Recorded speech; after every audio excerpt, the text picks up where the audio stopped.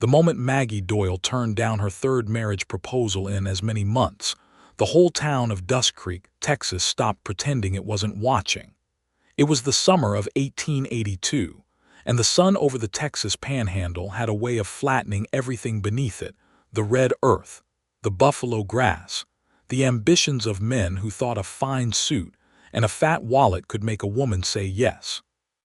Maggie stood on the porch of her father's mercantile, her dark auburn hair catching the light like copper wire in a forge, and she said no to Harlan Booth just as easily as she might have declined a second helping of corn bread, politely, firmly, and without a single tremor in her voice. Harlan Booth was not a man accustomed to the word no. He owned 3,000 acres of prime grazing land to the north of Dust Creek, a house with actual glass windows, and a reputation for getting what he wanted before supper. He was 34 years old, broad-shouldered, and his boots were hand-stitched by a cobbler in San Antonio. He had ridden into town that morning with every intention of leaving with Maggie Doyle's hand promised to him, and now he stood on the bottom porch step with his hat in his hands and a look on his face that no amount of glass windows could fix. "I don't understand," he said, and the words came out slow and bruised. "I know you don't," Maggie said, not unkindly. "I'm sorry for that, Harlan, truly."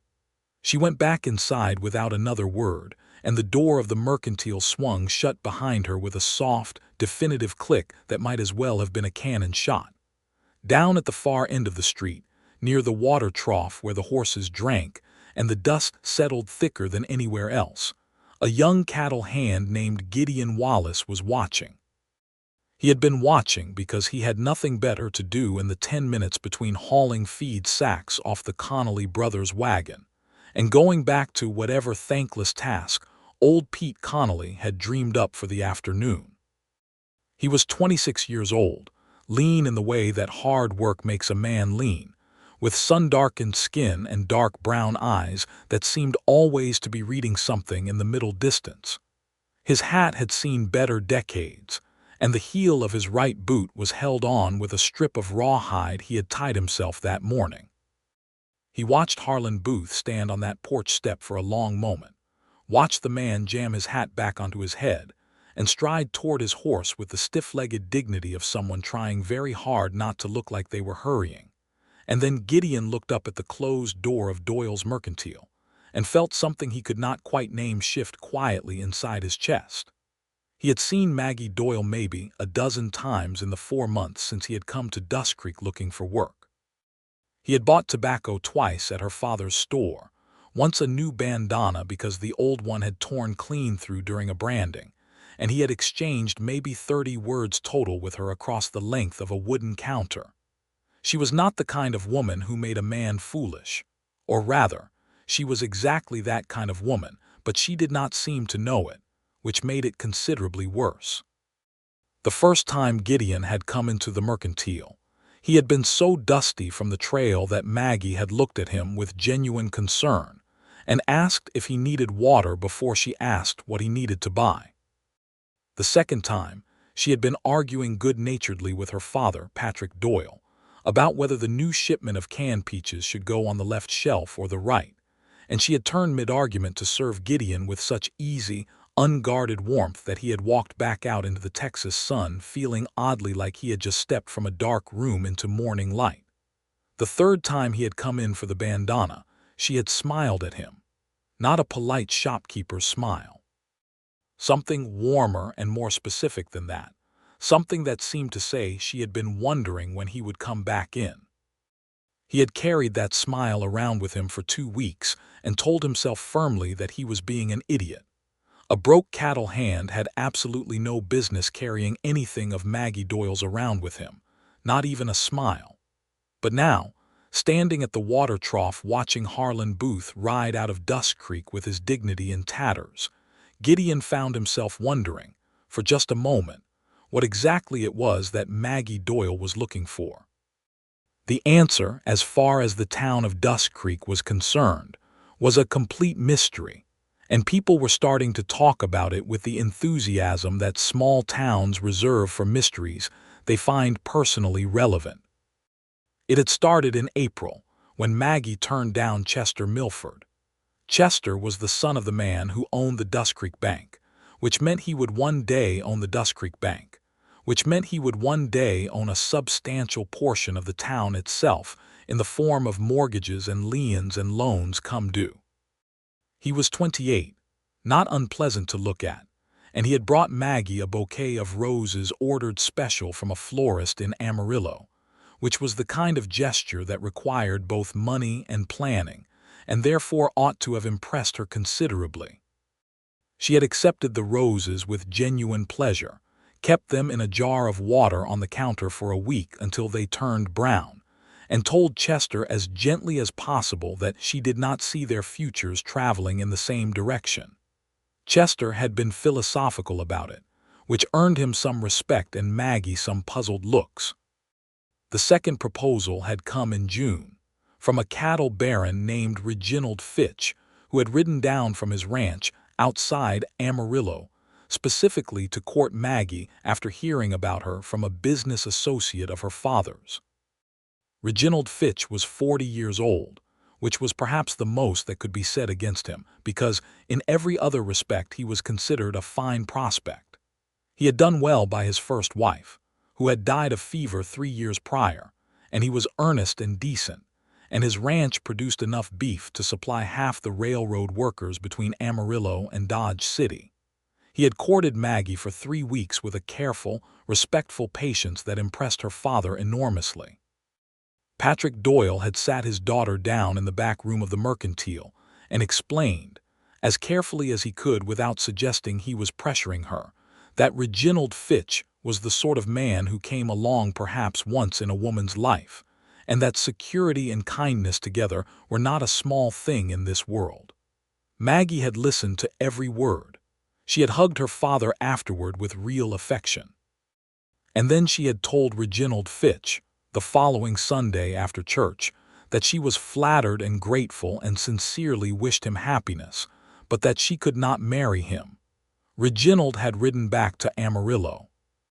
Patrick Doyle had sat in the storeroom for an hour without making any noise, which was his way of expressing feelings he could not put into words. And now Harlan Booth had come and gone, and Maggie was back inside the mercantile, straightening a display of calico fabric with serene, unhurried hands, and the town of Dust Creek was working itself up to a theory. The theory, as articulated by Mrs. Ida Prout at the quilting circle that same evening, was that Maggie Doyle had expectations above her station and would die a spinster for it. Mrs. Prout was not a cruel woman, but she was a practical one, and practicality in 1882 Texas tended to express itself in ways that were not always kind to women who made complicated choices. "Her father's a good man," Mrs. Prout allowed, her needle moving steadily through the quilt squares. "But that mercantile isn't going to run itself when Patrick's gone, and Maggie's going to need someone. She's 23 years old. She won't be turning heads for another 20 years. What Mrs. Prout did not say, what none of the women at the quilting circle said out loud, though several of them thought it, was that they admired Maggie a little for it. For saying no. For saying no 3 times. For saying no in a world where no was not a word women were generally encouraged to reach for. Maggie herself, meanwhile, was not thinking about theories or quilting circles or what the town made of her choices. She was thinking about the account books, which showed that the mercantile had done well in June, but that the margin on dry goods was thinning as the new general store out on the Caprock Road pulled customers away with cheaper prices. She was thinking about her father's cough, which had started in the spring and had not gone away the way a spring cough ought to. And she was thinking, with a kind of careful, private honesty that she reserved entirely for herself, about why she kept saying no. She knew why. She had known for a long time. The reason was not complicated, though explaining it would have been. She did not want to be managed. She did not want to be an asset, however kindly held. She did not want a man who looked at her and saw a solution to a problem, the problem of a household needing a mistress, or a ranch needing a woman's hand, or a social standing needing a wife's respectable presence. Chester Milford had looked at her that way. Reginald Fitch, for all his genuine kindness, had looked at her that way. Harlan Booth had looked at her like a man considering a land purchase, assessing the terrain, calculating the yield. She wanted someone who looked at her like she was already the whole thing, not the potential, not the arrangement, the whole, actual, present thing. She did not know if that man existed in Dusk Creek, Texas, or anywhere else in the territory. But she was 23 years old and her father was still alive, and the cough had not yet grown truly frightening, and she thought she could afford to wait a little while longer to find out. It was 3 days after Harlan Booth's departure that Gideon Wallace came into the mercantile for the 4th time. He came in on a Wednesday morning when the light was still gold and low, and the street outside was quiet except for a wagon making its way toward the mill. He was not dusty this time, or not extremely dusty, and he had on a clean shirt that was worn thin at the elbows but carefully pressed, which suggested someone who took some pride in himself without having much to work with. He needed flour, 20 pounds if she had it, and coffee if the price was right, which he said with a small self-conscious grimace that acknowledged without belaboring the fact that the price being right was not a guarantee. Maggie pulled the flour from the shelf behind her and set it on the counter and told him the coffee was 20 cents a pound, which was the same price it had been all month, and she watched him do the arithmetic in his head with a quiet, undramatic focus that she found unexpectedly moving. "I'll take half a pound," he said. "I can do that." She was wrapping the coffee when her father came through from the back room, stopped to cough in a way that had become horribly familiar to Maggie, a deep, catching cough that bent him slightly at the waist, and then straightened and nodded pleasantly at Gideon. "Morning," Patrick Doyle said. His voice was still steady, still warm, still the voice of a man who had run this store for 22 years with good humor and fair prices. But he looked thinner than he had in March, and Maggie watched Gideon notice this with a kind of quiet, careful attention that most people did not bother with. "Morning, sir," Gideon said. "Flour and a little coffee is all." "Good man. Simple needs."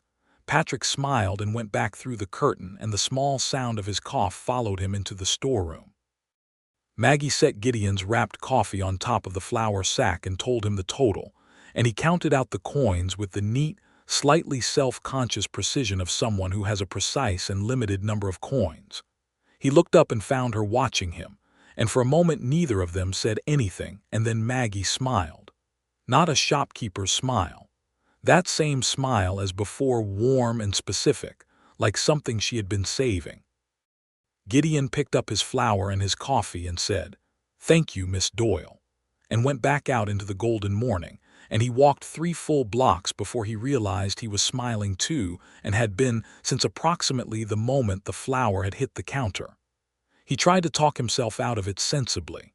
He made, at present, $12 a month working for the Connolly Brothers Ranch, and the Connollys were not known for generous wages. He owned his horse, a reliable but unspectacular bay gelding named Crockett, his saddle, the clothes on his back, a bedroll, a Colt revolver that needed a new grip, and approximately $3 in cash. He had no land. He had no savings to speak of, having spent the better part of his early 20s drifting from one cattle outfit to another across Kansas and the Oklahoma Territory before coming south into Texas. He was the son of a farmer from Missouri who had lost his farm to the bank in 1873 during the financial panic and never quite recovered from it. And Gideon had grown up understanding in his bones that the ground beneath you was never as solid as it looked. He was not, in any reasonable accounting, a man who had business smiling at Maggie Doyle, but her father was sick.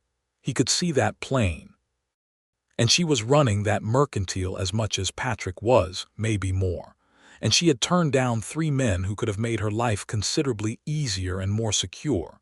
And she had done it without visible regret or drama. And she kept smiling at him like he was something worth smiling at. And Gideon Wallace was not. It turned out, made entirely of sensible material.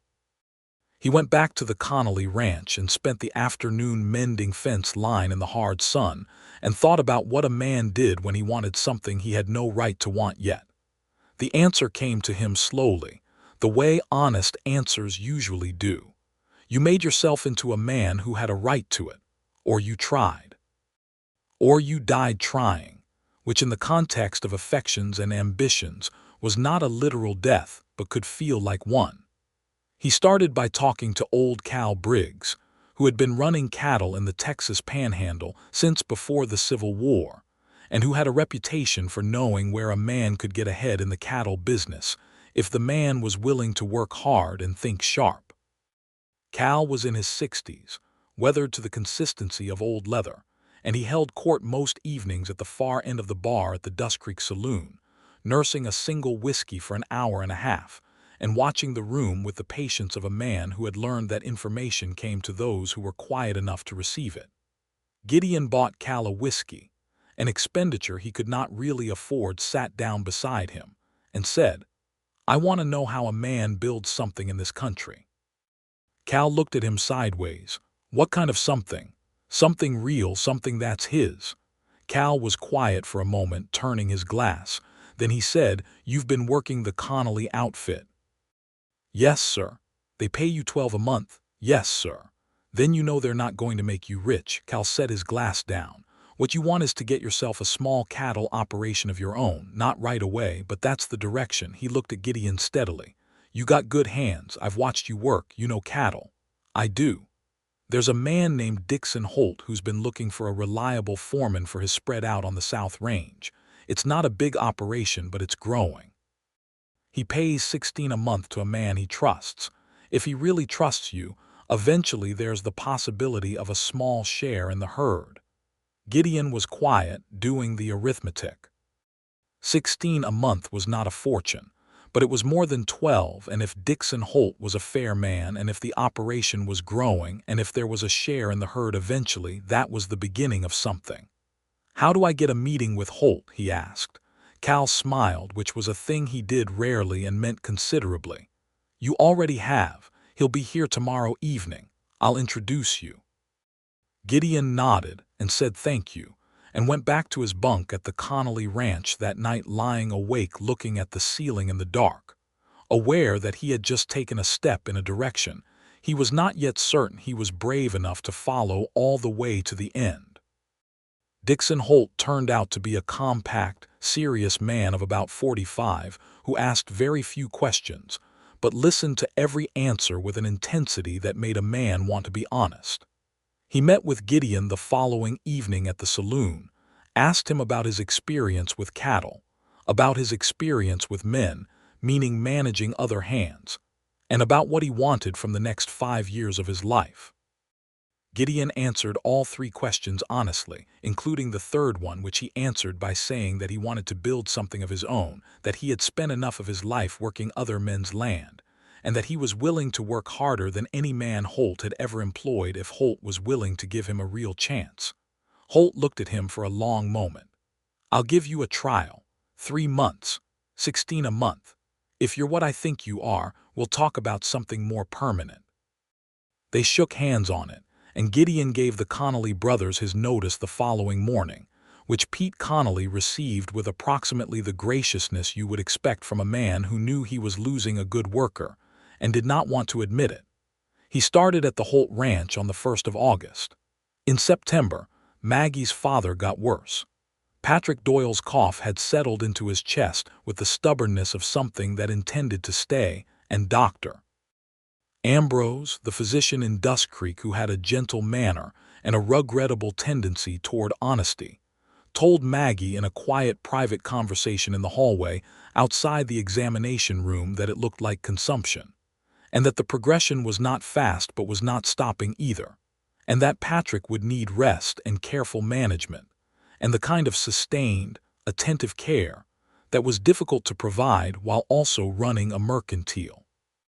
Maggie stood in that hallway with her hands folded in front of her and her face very still, which was what she did when something hit her in a place that would have otherwise made her cry, and she said, "How long?" Doctor. Ambrose said he didn't know precisely. It could be 2 years. It could be less if the winter was hard. It could be longer if Patrick was careful. He won't be careful, Maggie said, because she knew her father. Then you'll have to be careful for him, the doctor said. She went back into the examination room and took her father's hand and told him what the doctor had said in the direct, unvarnished way that both of them preferred, because Patrick Doyle had not raised his daughter to dress up hard things in soft words. He listened. He was quiet for a moment. Then he said, "Well, I suppose I'd better teach you the full accounting system before I can't." "You'd better teach me a lot of things," Maggie said, and her voice only caught once, at the very end of the sentence, and she did not let it catch again.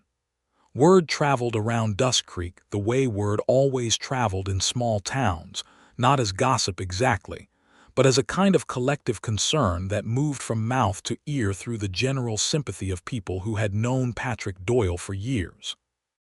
By the end of the week, half the town had found a reason to stop by the mercantile and spend a little more than they had planned, the way people do when they want to help without making anyone feel helped. Gideon heard about it at the Holt Ranch from a hand named Amos who had heard it from someone at the feed store. He received the information quietly, with the same internal stillness he brought to most things, and for the rest of that afternoon he was more silent than usual, which Amos noticed and did not comment on because Amos was a perceptive man who understood the geography of a man's private trouble. That evening, Gideon sat outside the bunkhouse in the cooling air and wrote a letter. He had not written a letter in some years, and he was not a natural writer, but he had been educated well enough by his mother in Missouri, who had believed with a conviction that amounted to religious faith that her children would be able to read and write better than she had been able to, and she had enforced this belief with a determination that Gideon still felt grateful for. He did not write the letter to Maggie. He had no right to write to Maggie. He wrote it to Patrick Doyle, and he wrote it as a business letter, which was the only honest context he had. He wrote that he had heard Mr.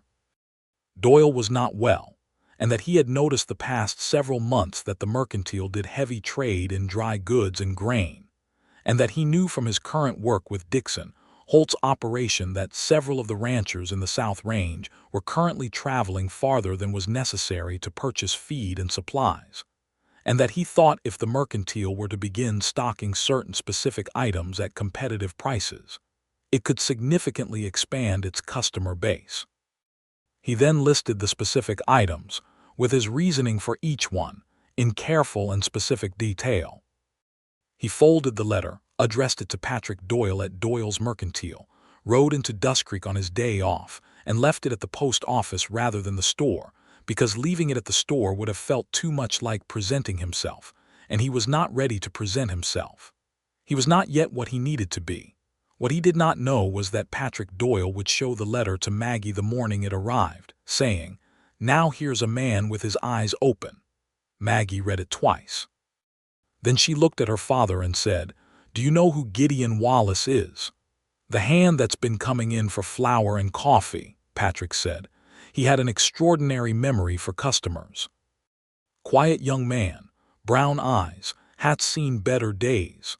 Maggie looked at the letter again.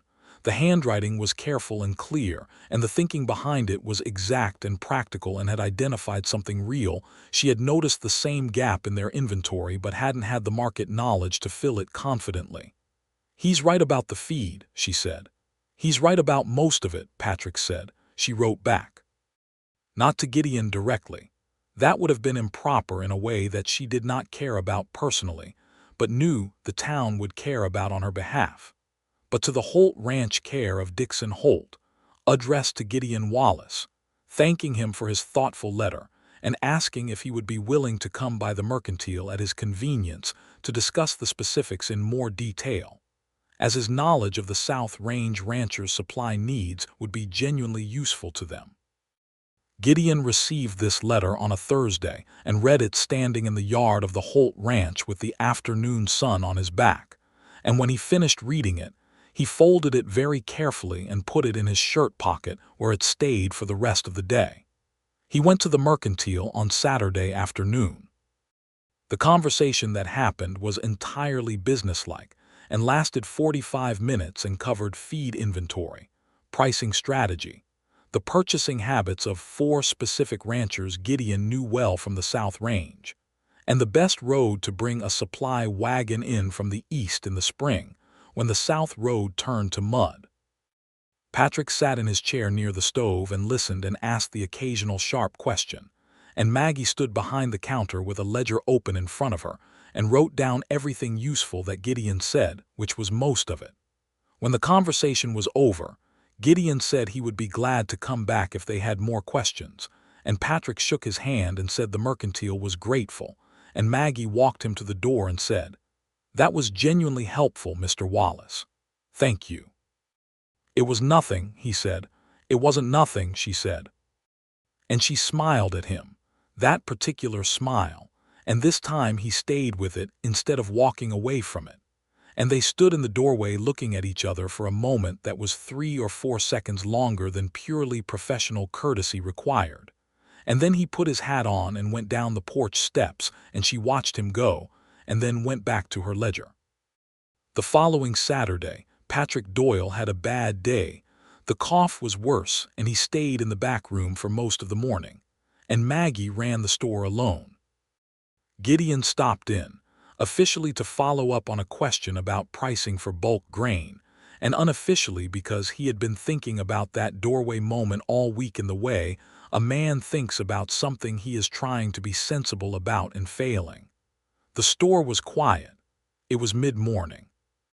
She had a small pot of coffee on the stove in the back, and she poured him a cup without asking because she had noticed he always took the coffee, and they sat for a while, her on the stool behind the counter, him on the customer side, and talked. Not about inventory, about things. She asked him where he had come from, and he told her about Missouri, about his father's farm and the bank and the long drift south and west that had eventually deposited him in Dust Creek. He told it without self-pity, which was how it had always seemed truest to him, and she listened with the kind of quality attention that made a person feel seen rather than assessed. She told him about growing up in the mercantile, about her mother who had died when Maggie was 11, and whom she still missed every single day with a grief so incorporated into her daily life that it had become simply part of how she moved through the world. She told him about the account books she had started keeping at 13 because her father needed help and she was old enough to learn, and how she had discovered that she was good at numbers in a way that surprised even herself. "My father wanted me to have a different kind of life," she said. "He wanted me to have choices he didn't have." "Did you?" Gideon asked. "Have choices?" She looked at him steadily. "I'm having them now," she said.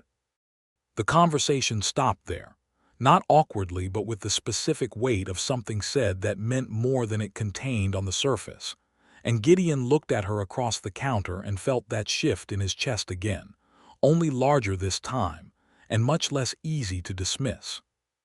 He left an hour later, and when he was gone, Maggie stood in the quiet of the mercantile and pressed her hands flat on the counter and let herself feel, for a private moment, the warm and slightly terrifying fact that she had been waiting for something, and she thought maybe she could feel it arriving. October came in cold and clear and brilliant, the kind of Texas October that makes you grateful for every warm day that remains, and with it came a development in the South Range that nobody had quite anticipated.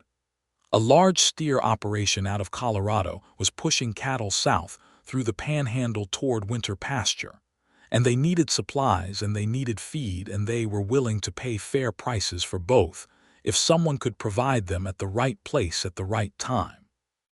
Gideon learned about this from one of their advance riders, who stopped at the Holt Ranch looking for information about supply routes, and Gideon understood immediately what it meant for the mercantile. He rode into Dust Creek that same evening, tied Crockett at the post outside Doyle's mercantile, and knocked on the side door that led to the living quarters above the store, which was a different door than the front shop door and more personal, and he knew it when he knocked on it, and he knocked on it anyway. Maggie came down in a moment, and she was wearing a plain dark dress with her hair down from its usual arrangement, not expecting a caller, and when she opened the door and saw him she looked surprised in a way that went quickly to pleased, which she did not entirely succeed in hiding. "I'm sorry for the hour," he said. "There's something for the mercantile. Something you need to know about quickly." She stood back and let him in, and they sat at the kitchen table while he explained about the Colorado cattle drive, about the volume of supplies they would need, about the window of time in which the mercantile would need to position itself as a reliable supplier if it was going to get the business. He had numbers, estimated volumes, suggested prices, a contact name for the drive's supply manager. He had clearly worked this out in some detail on the ride over. Patrick appeared at the top of the stairs, thinner than he had been but alert, and Gideon repeated everything for him as Patrick came slowly down and settled into his chair near the kitchen stove. Patrick asked several sharp questions. Gideon answered each one, and then Patrick looked at his daughter with an expression that she recognized, the particular look of a man who was revising his understanding of a situation. "If we move quickly," Maggie said, "we can have the order into our suppliers by Monday." "We'd need to extend the credit line with Addison Brothers," Patrick said. "I'll go see Frank Addison tomorrow morning." "I'll come with you," Gideon said, which he realized immediately was overstepping, and he added, "If that would be useful, I have the figures in my head. It might help to have someone who can speak to the demand side." Patrick looked at him with the kind of direct, unadorned assessment that fathers reserve for young men who appear at their kitchen doors after dark with their hats in their hands. "Can you be here at 8?" he asked. "Yes, sir." They got the credit extension from Frank Addison, and the Colorado cattle drive bought $600 worth of supplies from Doyle's mercantile over 3 days in late October, which was more money than the store typically saw in 2 months. Maggie stayed up 2 nights running to manage the inventory and the accounts, and on the second night Gideon appeared at the front door of the store, which was technically closed, with a pot of coffee he had made at the Holt Ranch and carried carefully all the way to town on Crockett's back without spilling it, which said something about both his determination and his skill in the saddle. Maggie looked at the coffee pot and looked at him and said, "You rode 12 miles with a coffee pot." 14, he said, because the Holt Ranch was actually 14 miles from town, and he was specific about things.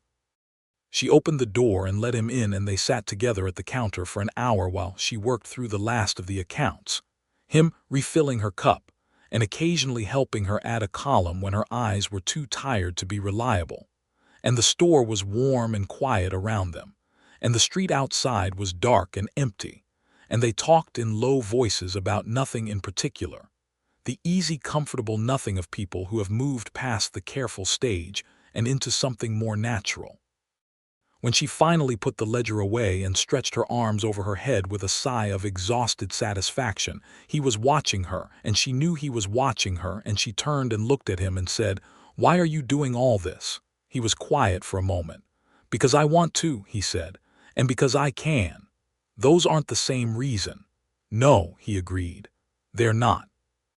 She looked at him steadily in the lamplight, and he held her gaze and did not look away and did not add anything, and the moment was quiet and serious and real.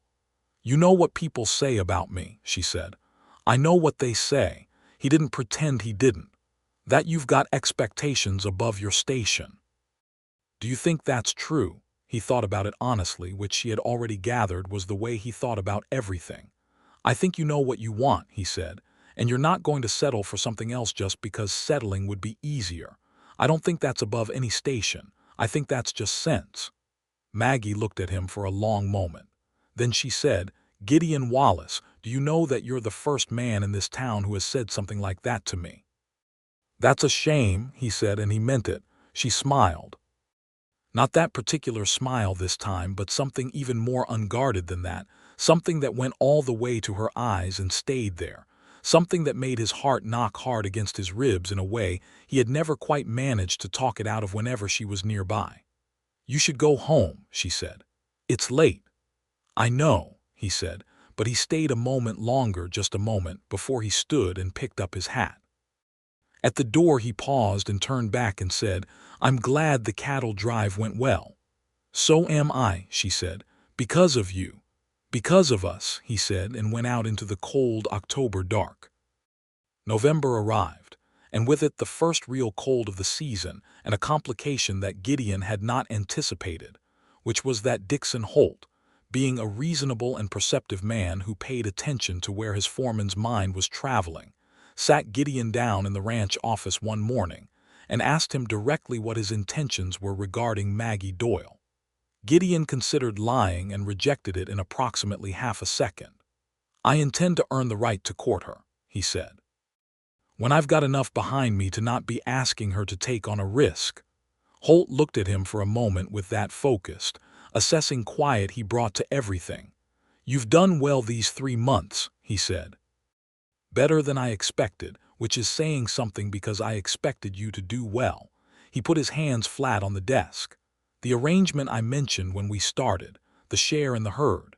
"Yes, sir. I'm prepared to formalize that now rather than later. 5% of the calf crop for the next 3 years, with the right to build that stake into a small operation of your own when you have enough accumulated. You'd stay on as foreman, the arrangement works for both of us, but you'd be building something." Gideon was very still. 5% of Holt's calf crop over 3 years was not a fortune, but it was a real beginning. It was the difference between a man with wages and a man with a stake. "Why now?" he asked. "Because you're doing the job and you're doing it right," Holt said simply. "And because I'm not in the habit of making good men wait longer than necessary." They put it in writing that same afternoon. Gideon shook Holt's hand and walked outside and stood in the yard in the cold November air and felt something loosen in his chest that had been tight for as long as he could remember. The specific tightness of a man who knows he doesn't yet have solid ground under him, relaxing into the first intimation that the ground might eventually be coming. He went to Dusk Creek that Sunday. He had been going on Sundays for several weeks now, on the unofficial but entirely understood basis that he was useful to the Doyles, and the Doyles were glad to see him, and that this arrangement suited everyone without requiring any formal acknowledgement of what it actually was. Patrick Doyle had been having better days recently. The cold air seemed paradoxically to suit him better than the damp of autumn, and he had more energy in the mornings, enough to sit behind the counter himself for a few hours while Maggie handled the deliveries and the stocking. He had taken to Gideon with the uncomplicated warmth of a man who recognized quality and didn't see any reason to make a ceremony of it. That Sunday, Patrick contrived to be in the back room for most of the morning, or perhaps not contrived but allowed, which was his way, and Maggie and Gideon were alone in the front of the store for a long, quiet stretch while the street outside sat peacefully in its Sunday stillness. They had been talking, easily, the way they always talked now, about the mercantile's prospects for the spring, about the expansion of the rail line that was supposed to reach closer to Dusk Creek by the following year, about what that might mean for trade in the region. And then the conversation shifted the way conversations do, from business to something else, and they were talking about Missouri, about the farm, about what it had meant to lose it. "My father never talked about it," Gideon said. "Not once, but you could see it on him, like something had been taken out." "What do you want?" Maggie asked. "For yourself, not the work. What do you actually want?" He looked at her. "Land," he said. "My own, not borrowed, not mortgaged, mine," and he stopped. "And?" she prompted. "And a reason to be on it," he said, which was as close as he could get just then to the full honest thing, and she heard all of it anyway, the way she heard most things, and her face went quiet and warm. "Gideon," she said, and said his name the way you say a word you have been wanting to say for a while. He looked at his hands on the counter, then back at her. "I'm not in a position yet to say what I want to say. I know that. I'm working toward it. It's not a long way off." "I know that too," she said. He looked at her carefully. "You've been patient," he said, which was not quite right but was the closest word he had. "I've been waiting," she said, which was different, and she said it looking straight at him. "There's a difference. Patient is when you're not sure what you're waiting for. I've known what I was waiting for." The blood came up into his face, and he felt like a young man, which he was but had not felt for years, and he said, "Then I won't make you wait any longer than I have to." "Good," she said, and smiled at him with her whole face. And he looked at that smile and thought that no amount of sensible arithmetic had ever adequately prepared a man for the experience of a woman looking at him like she was glad to have held out. December came in with a hard freeze that cracked the earth and put ice on the water troughs, and turned the panhandle into a landscape of hard pale sky and frost-silver grass. Patrick Doyle had a bad week at the beginning of the month, 3 days in bed. The cough making the walls of the living quarters above the mercantile seem to contract around him.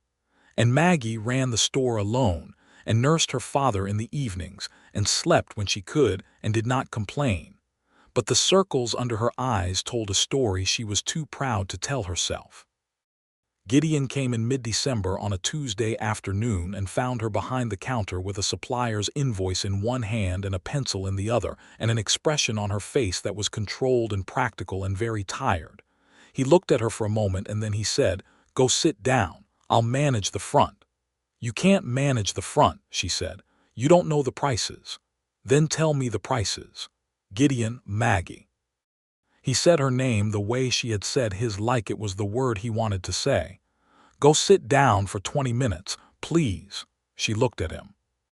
Then she set the invoice on the counter and went into the back room and sat in her father's chair near the stove, and he could hear her in there, the faint sound of her breathing slowing and settling.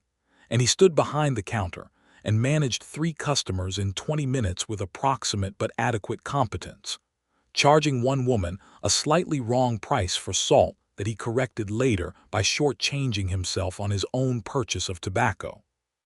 When Maggie came back out, she looked better, not rested, but less brittle, and she looked at him with an expression that had gratitude in it and something deeper than gratitude.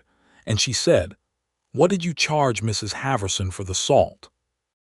8 cents, he said. "It's 6 cents. I know, I put 2 cents in the till to make it right."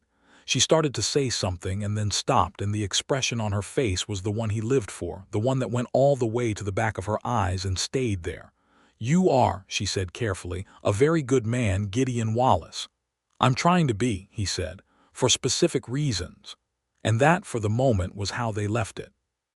Christmas in 1882 came to Dusk Creek with a light snow that covered the street in white and made the town look briefly like something out of an illustration. The mercantile's windows warm with lamplight, smoke rising from every chimney, the sound of a fiddle somewhere down near the saloon carrying through the cold, clear air.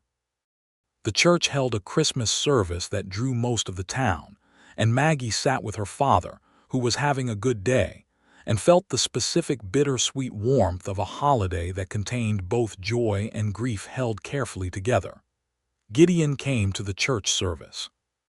He sat 3 rows back on the other side of the aisle, and when the service was over and the congregation filtered out into the snow, he fell into step beside Maggie and Patrick on the walk back to the mercantile. And nobody remarked on this, because by now the town had arrived at its own conclusions about Gideon Wallace and Maggie Doyle, and those conclusions were considerably more generous than anything Mrs. Prout had predicted in October. At the door of the mercantile, Patrick excused himself to go upstairs and rest, which he did with a pointed and slightly theatrical dignity that fooled nobody. Gideon and Maggie stood on the porch in the snow, and he reached into his coat and produced a small package wrapped in brown paper and tied with a piece of string, and he held it out to her. "It's Christmas," he said, by way of explanation for the package and its existence. She looked at it, then at him. Then she unwrapped it carefully, and inside was a small leather-bound notebook, not expensive but good quality, with a brass clasp, and when she opened it she found the first 3 pages already filled with neat, careful handwriting. A complete set of notes on the South Range supply market, contact names, seasonal demand patterns, pricing information, the kind of intelligence that had taken him months to accumulate, and that was worth real money to a merchant who knew how to use it. She stood in the snow looking at it for a long moment. "You gave me a business document for Christmas," she said. "It's useful," he said. "It is useful." She looked up. "It is incredibly, genuinely, seriously useful." And then she laughed, a real, full laugh that came from her chest, the kind of laugh that sounded like music in the cold air. And she put the notebook against her heart and looked at him with her eyes bright and said, "Gideon, you gave me the most useful Christmas gift I have ever received. Is that a good thing?" "It is the best thing," she said. And before either of them had quite processed what was happening, she stepped forward and kissed him on the cheek quickly, her lips cold from the winter air and then warm, and stepped back. And they stood in the snow on the porch of the mercantile in the Christmas evening looking at each other, both of them faintly pink about the face for reasons that were not exclusively attributable to the cold. "Maggie," he said. "Don't overthink it," she said. "It was Christmas." "It wasn't just Christmas." "No," she agreed. "It wasn't just Christmas." They stood there in the snow a moment longer, and then she went inside, and he went back to his horse and rode the 14 miles back to the Holt Ranch through the winter dark, and the cold did not reach him at all. January arrived with a decision. Gideon had spent December thinking carefully about what he had and what he needed and when was right, and the conclusion he arrived at was that he had enough, not everything, not as much as he wanted, but enough. He had 3 months' accumulated share of Holt's calf crop, which translated to real cattle he could point to. He had $16 a month coming in steady, and the promise of more as the herd grew. He had a reputation in the South Range as a man you could trust, which was worth money in ways that didn't show up in any accounting but were real nonetheless. He had Holt's written agreement. He had the beginning of a stake. He did not have land yet, but he had the shape of land coming, and he thought that what he had was enough to ask a question and let the answer guide what came next. He went to the mercantile on the second Saturday of January, in the late afternoon when the last customer had gone, and the street was quiet in the early winter dark, and he asked Patrick Doyle for a private conversation. Patrick looked at him with no expression whatsoever, which was how very significant things registered on Patrick Doyle's face. He nodded and called up the stairs to Maggie to mind the front for a few minutes, and he led Gideon into the back room and shut the door. Gideon told him everything, clearly and without embellishment. The arrangement with Holt, the cattle share, the 16 a month, the plan for land within the next year, when the herd share had grown enough to either purchase a small parcel outright or provide reliable security for a modest mortgage. He told Patrick that he understood this was not what the 3 previous men had offered, that he did not have a house with glass windows or 3,000 acres or a bank, and that he was asking Patrick to see past what he had now to what he was building, and to consider whether Gideon Wallace, in the course of building it, was the kind of man Patrick Doyle wanted for his daughter. Patrick listened to all of it without interrupting. When Gideon was done, Patrick was quiet for a moment, looking at the middle distance with the thoughtful stillness of a man who has spent 22 years running a business on instinct and has learned to trust what his instincts tell him. "You know she's going to say yes or no for herself," Patrick said. "I know. I'd be insulted if you thought otherwise." "I know that too, sir. I'm not asking for your permission. I'm asking for your blessing if you think I deserve it." Patrick looked at him directly. "You've been helping this store for 3 months," he said. "You've been helping my daughter for 3 months. You've done it without asking for anything. You've done it without making a show of yourself. You've been decent and steady, and you've kept your word every time you gave it." He paused. "My blessing isn't conditional on what's in your bank account, son. It's conditional on what's in your character, and I think I know what's there." He put his hand out, and Gideon shook it, and neither of them said anything more because nothing more was needed. Gideon came back out to the front of the store, and Maggie was behind the counter in the lamplight, and she looked at him, and then at the closed back room door and back at him, and she said carefully, "Is everything all right?" "Everything is fine," he said. He stopped in front of the counter and looked at her, and he thought that she was the most beautiful thing he had ever seen and also the most formidable, and that those 2 things together were exactly right and he would not have changed either one. "Maggie," he said. "I want to ask you something." "All right," she said. Her voice was very steady and her hands were flat on the counter and her eyes were on him entirely. "I know I'm not what those other men were. I know I can't give you what they could have given you right now, but I can tell you what I'm building and I can tell you why I'm building it, and the why is you." He stopped, started again. "The why has been you for a long time. I think you've known that." "I've known that," she said softly. "I want to court you, formally, with the intention of asking you to marry me when I have something real enough to offer alongside the asking." He held her gaze. "And I want to know if that's something you want." The store was quiet around them, the lamp burning warm and gold, the winter dark pressed against the windows, and Maggie Doyle looked at Gideon Wallace across the counter of her father's mercantile and felt something inside her come entirely to rest. "Yes," she said, "that is something I want." He let out a breath that he had apparently been holding since approximately October. "Good," he said. And then he smiled, a real unguarded smile, the kind he did not produce often, and she realized in that moment that she had been waiting to see that smile the way you wait for a particular light to come back in the morning knowing it will, not being certain until it does.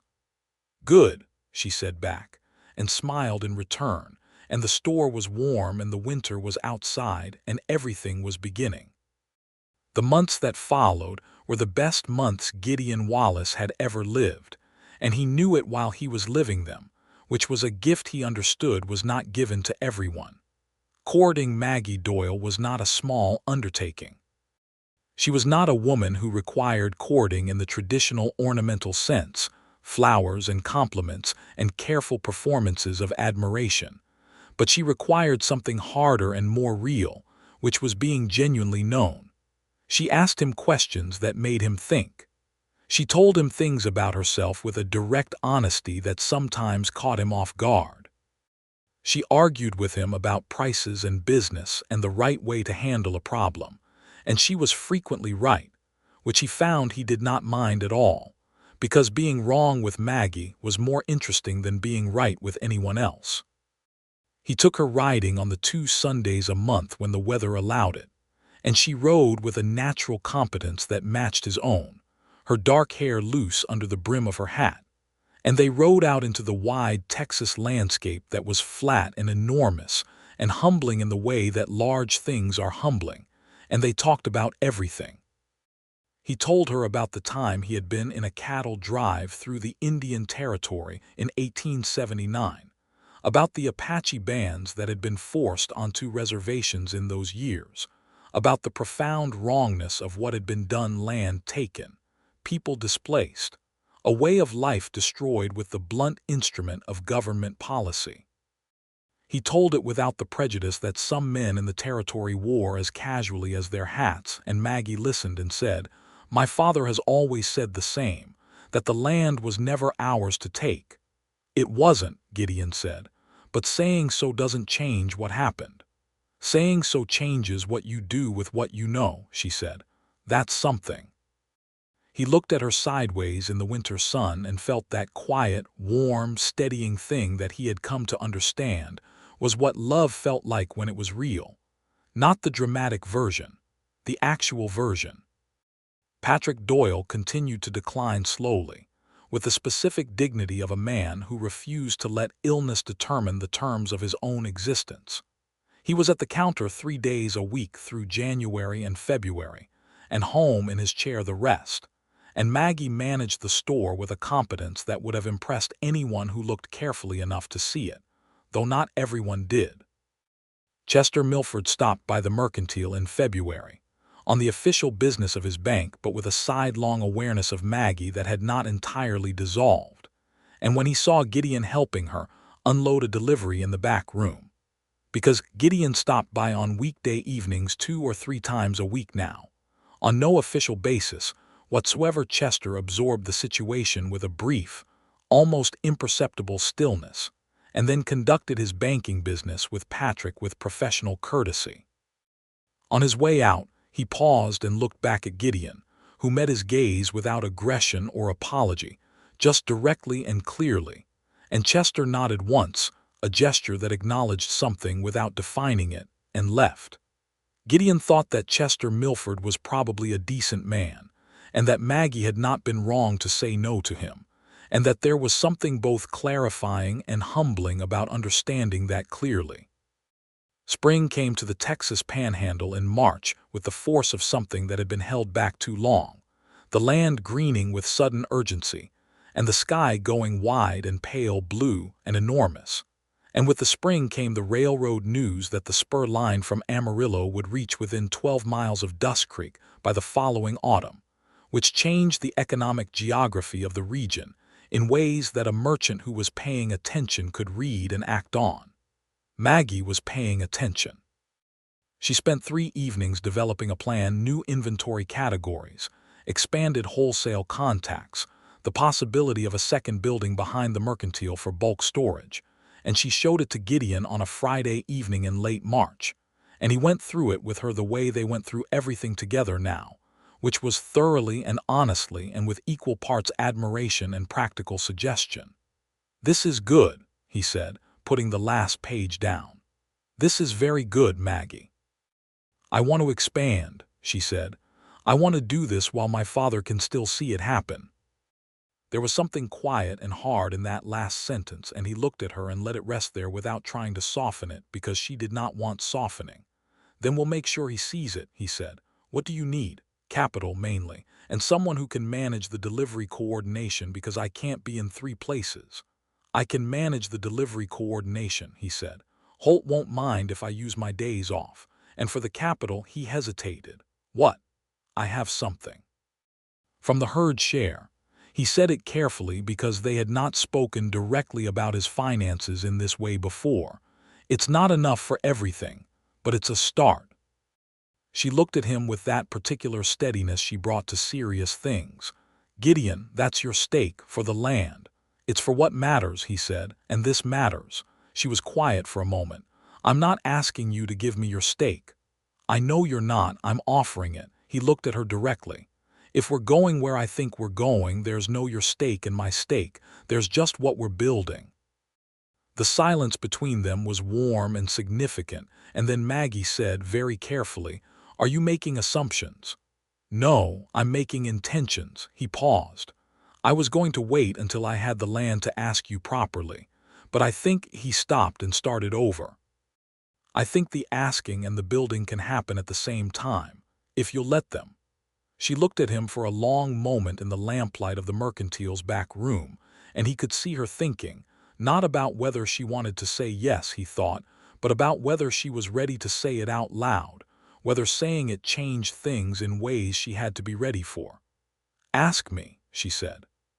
He reached across the table and took her hand, which he had not done before, and her hand was warm and capable and real in his. "Maggie Doyle," he said, "I love you. I have loved you since approximately the 3rd time you smiled at me across this counter, and I would like, if you are willing, to spend the rest of my life being worth that smile. Will you marry me?" She looked at him across the table, her hand in his, the lamp warm between them, and she said, "I will marry you, Gideon Wallace, without a single reservation." He leaned forward across the table and kissed her, their first real kiss, gentle and certain and warm, and she kissed him back with her whole self, the way Maggie Doyle did everything, entirely and without half measures. From upstairs, there was a sound that could have been a man who had happened to be sitting quietly near the top of the stairs clearing his throat at a convenient moment. Both of them heard it and both of them smiled. "He was listening," Maggie said. "I know," Gideon said, still smiling. "Good," she said, and squeezed his hand. They were married in June of 1883, in the Dust Creek Church on a Saturday morning when the Texas summer was still young enough to be pleasant, and the wildflowers were coming up along the road from the ranch in yellow and purple drifts that Maggie said looked like a painting and Gideon said looked like a good sign, and she laughed and said she would accept both. It was not a large wedding because neither of them wanted a large wedding, but it was a full one. The church was genuinely crowded with people from the town, and from the South Range ranches and from the Holt operation, because Gideon Wallace had quietly made himself known and respected in the year he had been in Dust Creek, and Maggie Doyle had been known and respected for considerably longer. And the combination of the two of them was the kind of thing that brought people out on a Saturday morning in the June heat. Patrick Doyle walked his daughter down the aisle with a slowness that was partly about dignity and partly about his body's limits, and his face was the face of a man who was allowed, at this particular moment, to feel exactly what he was feeling without having to manage it.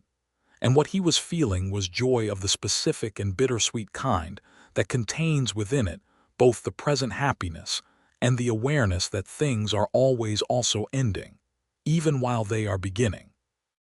Maggie wore her mother's brooch pinned to a dress she had made herself from good fabric she had set aside for 3 years for a purpose she had not allowed herself to fully name. She walked toward Gideon at the front of the church, and he watched her come with an expression on his face that made several women in the congregation feel genuinely moved, and when she reached him and took his hand, she felt the calm, solid warmth of something arrived at rather than fallen into. The ceremony was conducted by Reverend Marsh, who had been the Dust Creek minister for 15 years and had a gift for saying the necessary things without excess.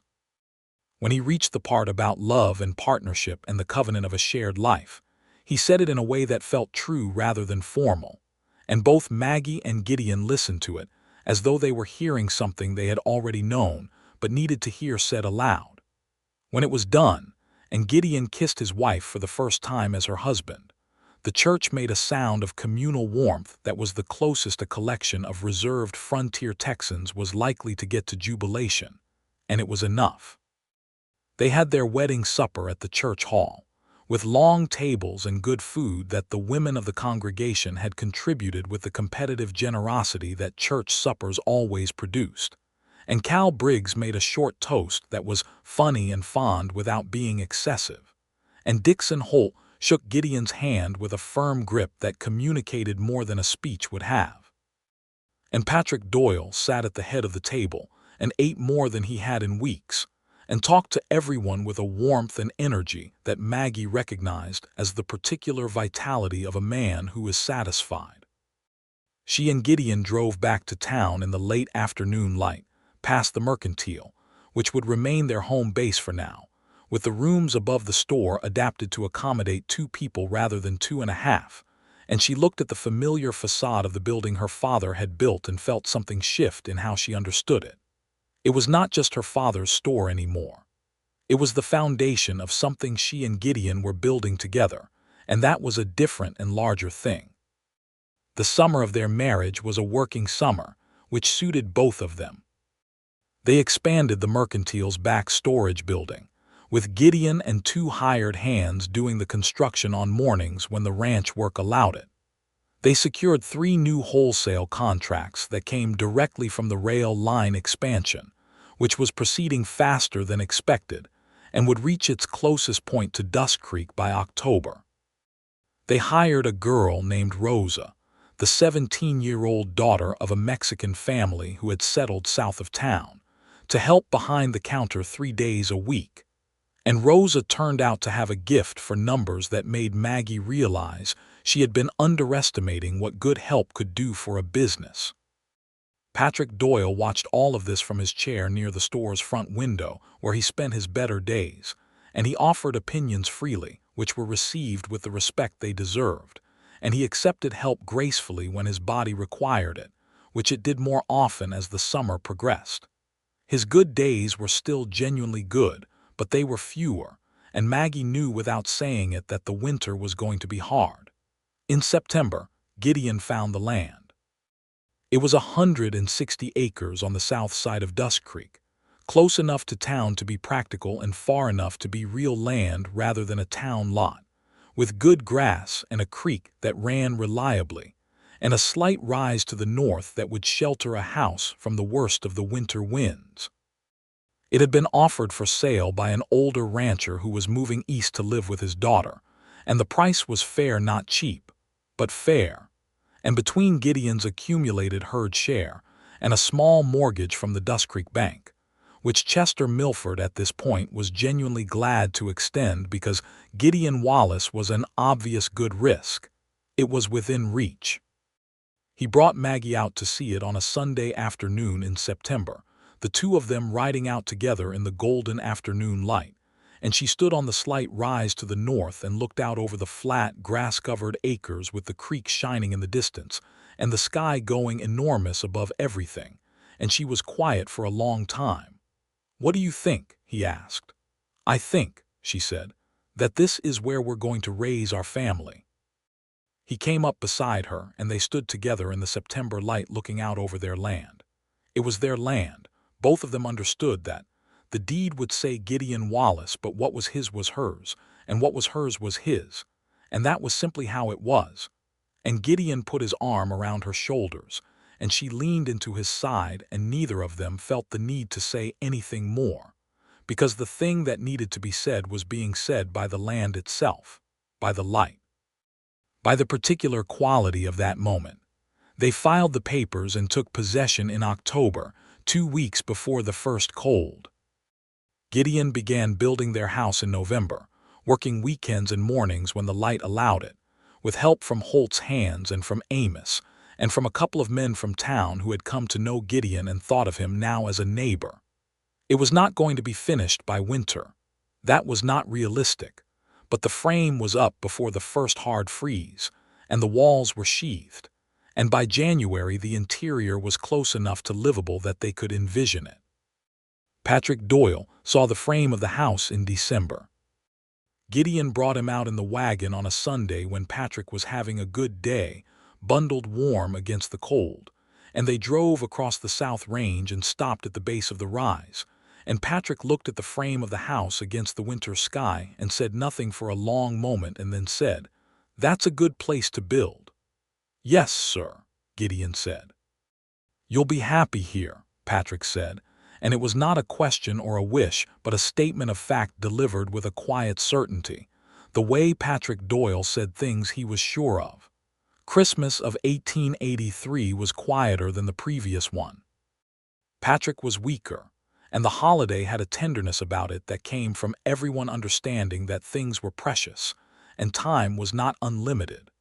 They celebrated at the rooms above the mercantile, just the three of them plus Rosa and her mother, who had become genuinely important to their daily life, and the evening was warm and full in the way that evenings can be when everyone present understands they are paying attention. Patrick gave Maggie her mother's journal, which he had kept for 12 years without telling her. He had been waiting, he said, for a moment that seemed right. Maggie sat with the journal in her hands and looked at her father for a long time, and then she got up and hugged him carefully, with the specific gentleness you use with someone whose body is fragile, and she said his name with all of it in her voice, the grief and the love and the gratitude, and he held her for a moment, and then patted her back the way he had when she was a child and said, "Now, let's have some of whatever Rosa's mother brought because it smells wonderful." Gideon watched this from across the room and felt the fullness of it, the privilege of being inside this family, of being loved by these people, of being known by them. In February of 1884, Patrick Doyle died on a Tuesday evening peacefully in his own bed, in the rooms above the mercantile he had built from a single room in 1861. The doctor said his heart had simply been too tired to continue, which was in some ways a gentler accounting than the consumption alone. He was 61 years old. He died with his daughter holding his hand and Gideon standing in the doorway, and the last thing he said, with a clarity that surprised them all, was, "The account books are in order." Maggie laughed through her tears, because it was the most Patrick Doyle sentence that had ever been spoken, and then she cried properly, and Gideon came to her and held her, and she cried against his chest for a long time in the quiet of the winter night, and he held her without trying to fix it or rush it, which was exactly right.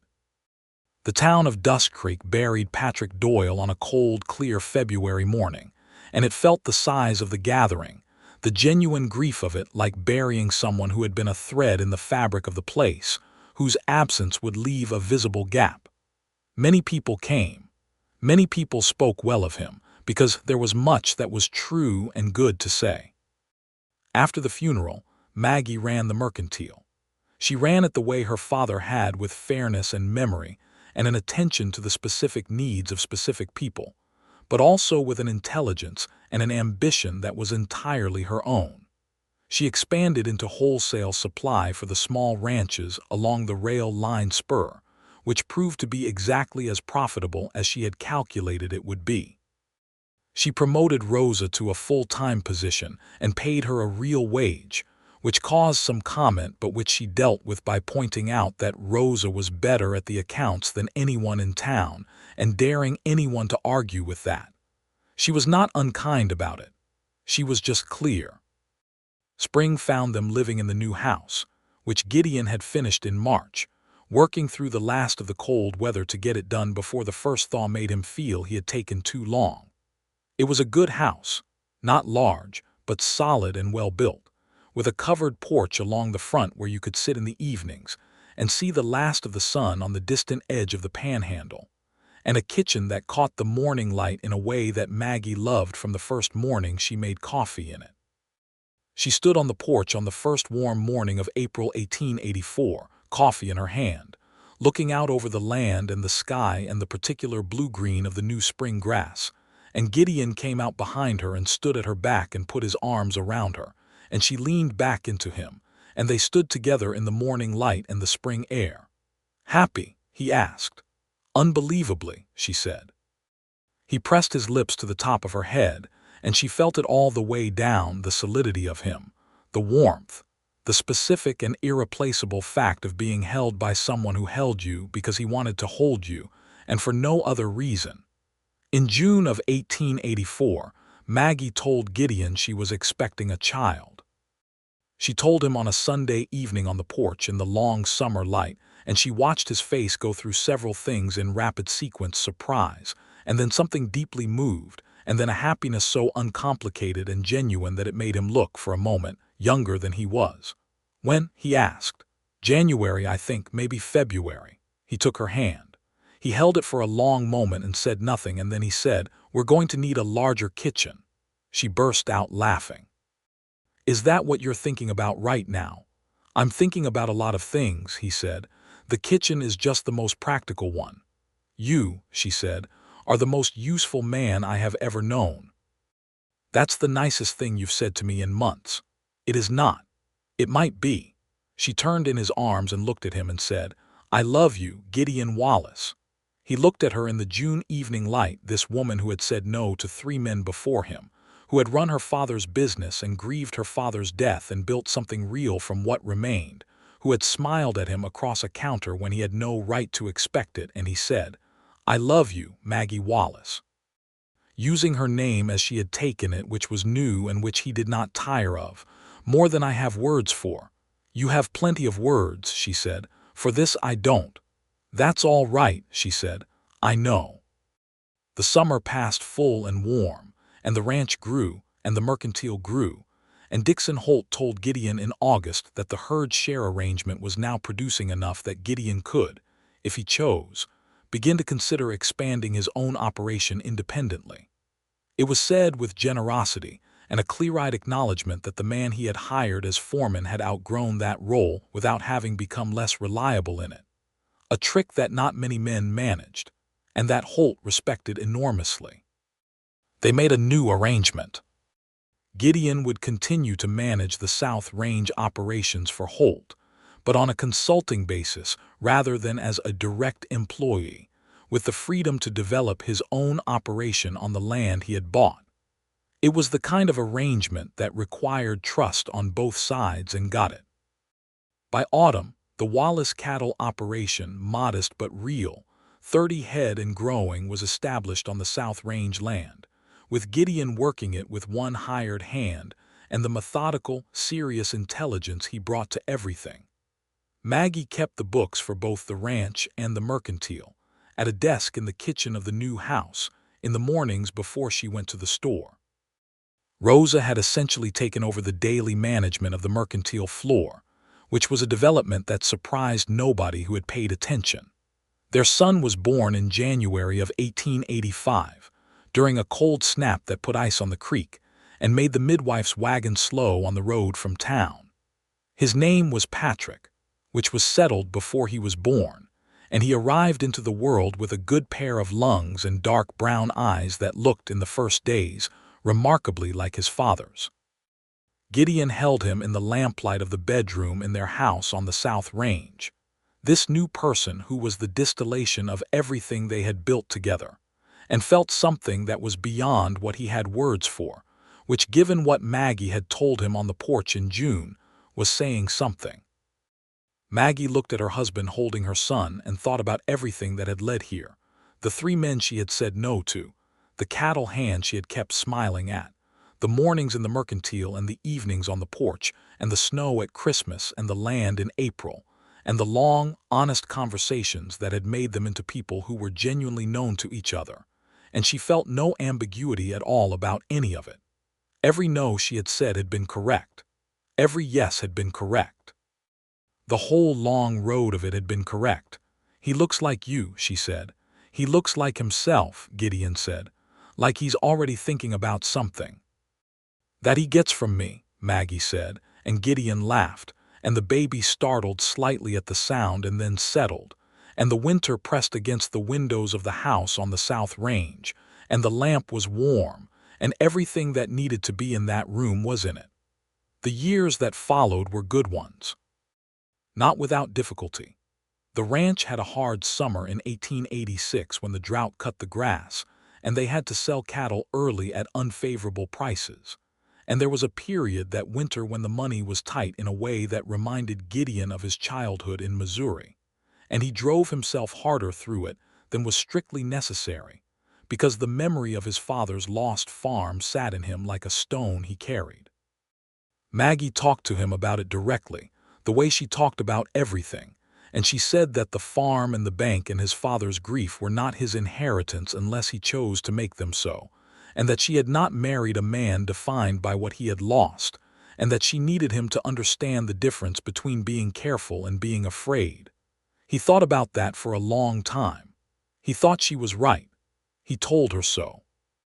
The drought broke in 1887, and the ranch recovered, and by 1888 the Wallace cattle operation had grown to over 100 head, and the South Range land had been expanded by an additional 80 acres bought from a neighboring rancher who had decided to move his family to New Mexico.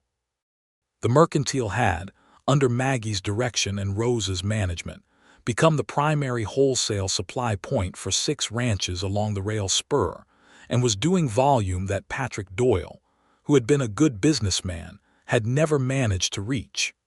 Their daughter came in 1887 in March, when the bluebonnets were starting to come up along the creek. They named her Clara after Maggie's mother, which meant that when Maggie held her daughter for the first time she felt the specific complex grief of a gift that cost something, the reminder of her mother's absence woven into the fact of her daughter's presence. She cried for several minutes, and Gideon sat beside her on the bed and held her and let her cry and understood, without needing it explained, that the tears were not only sadness. Patrick, little Patrick, who was 2 years old and intensely curious about everything, came in to see his sister with an expression of profound concentration, as though he had been told there would be a test. He looked at the baby for a long time and then said, with the specific gravity of a 2-year-old who has reached a conclusion, "Small." "She won't always be small," Maggie told him. He considered this. "Okay," he said, and apparently decided that was sufficient information and went back to whatever he had been doing before, which was an investigation of the kitchen stove that required supervision. The house on the South Range grew, not in the sense of additional construction, though they did eventually add a room when Clara was born and a proper barn the following year, but in the sense of a place becoming fully itself, accumulating the weight and warmth of being genuinely lived in. There was a kitchen garden that Maggie planted every spring, and that produced, in good years, more than they could use and in bad years exactly enough. There was a horse in the paddock that Patrick called Duke, who was in fact a placid old pony that Gideon had bought specifically because he was trustworthy with children. There was a reading habit in the evenings that both Gideon and Maggie had maintained from their earliest months together, and that had become the specific quality of their nights. The lamp, the books, the quiet, the occasional conversation that turned into something long and ranging and interesting. Cal Briggs died in the winter of 1888, and Gideon was at his bedside, which was a thing that mattered to him and that Cal had been, in his gruff and unsentimental way, glad of. Cal left Gideon his horse, a fine gray quarter horse named Sherman, and a handwritten note that said only, "You turned out well. Don't waste it." Gideon kept the note. He did not tell many people about it, but he kept it. Dixon Holt retired from active ranching in 1889 and sold most of his operation, which by that time was genuinely large, to a consortium from Kansas City. He sold Gideon first right of refusal on the South Range portion that bordered Wallace land, at a price that was fair to both of them, and Gideon and Maggie spent one serious evening with the account books and decided they could manage the purchase if they were careful, and they were careful, and they managed it. That purchase brought the Wallace Ranch to just under 300 acres, which was not one of the great cattle operations of the Texas Panhandle, but was a real ranch, a working, producing, owned outright ranch with no mortgage against it after 1891, when the last of the original loan was paid off. The day that final payment was made, Gideon came home from the bank and told Maggie, and she looked at him with an expression that he recognized as the one she got when something was genuinely complete. "Yours," she said. "Ours." "Ours," he agreed. They were standing in the kitchen in the afternoon light, and he crossed to her and held her face in his hands and kissed her with the specific tenderness of a man who understands what he has and is grateful for it down to the bones, and she put her hands over his and kissed him back the same way.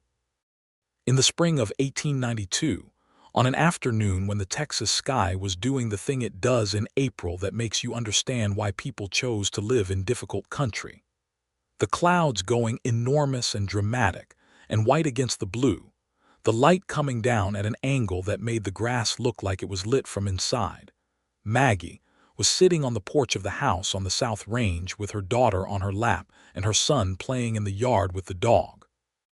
A yellow-brown cattle dog named Biscuit, who took the job of managing the children with considerable seriousness. Clara was 5 and had her father's serious eyes and her mother's decisive mouth, and a personality that was already clearly going to give everyone within range a great deal to think about. Patrick was 7 and had become a specifically ranch-shaped child, interested in cattle and horses and the practical mechanics of things in a way that gave Gideon a deep, quiet satisfaction.